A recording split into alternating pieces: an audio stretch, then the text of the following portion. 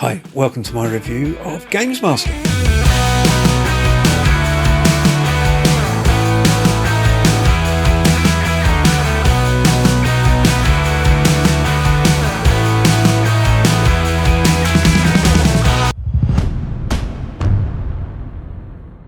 GAMESMASTER.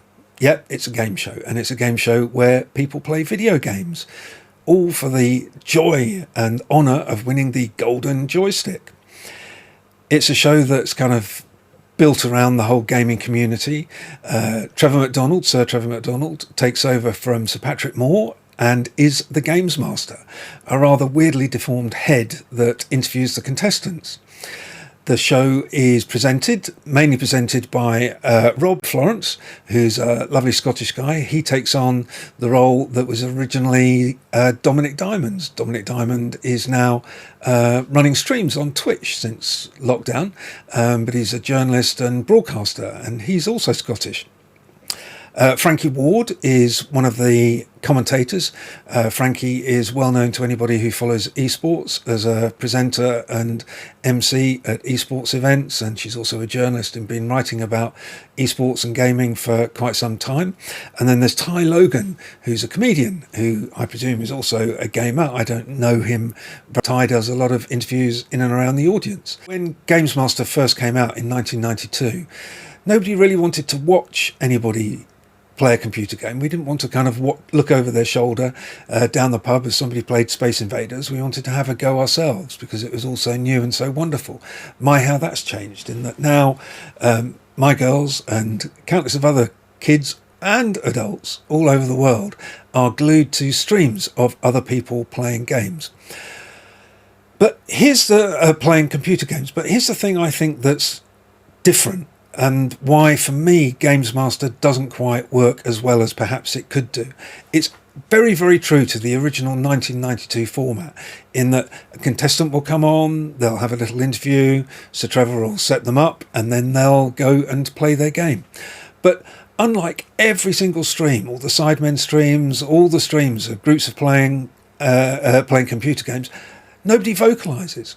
Nobody talks to each other. They almost do it in silence while Frankie and Rob talk over the top of them. So that's very strange because you don't get any of the emotion.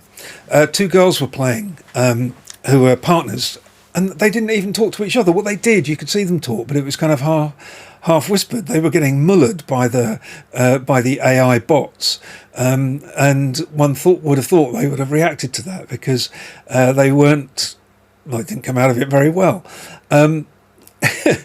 But the thing is, all game shows now have changed. All game shows now require people to think out loud. You look at Who Wants to Be a Millionaire. Every single thought that goes through somebody's head is enunciated. They speak about it. Oh, I'm not sure if it's A. Oh, maybe it's A or maybe it's B. Blah, blah, blah, blah, blah. Every single show, we want to hear how people feel. Originally, when game shows started to come to television, you knew that they were a single mum from Stepney and that they wanted to take their son or daughter to Disneyland. That was about it. Then they just spat out the answers and they either got to Disneyland or they didn't. But now we want to hear how they feel about wanting to go to Disneyland, how they feel about not getting the answers right, how they feel about getting the answers right, what their thought process is behind them.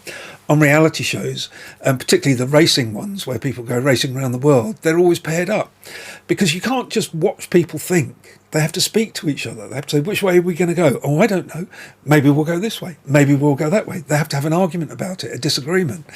That's what makes it interesting. And on GAMESMASTER, I felt that people came on, they told us a little bit about themselves, they told us that they were gamers, what their favourite games were, and then they played the game and they either won the golden joystick or they didn't and they went home. So I wasn't engaged. I was back to just looking over somebody's shoulder.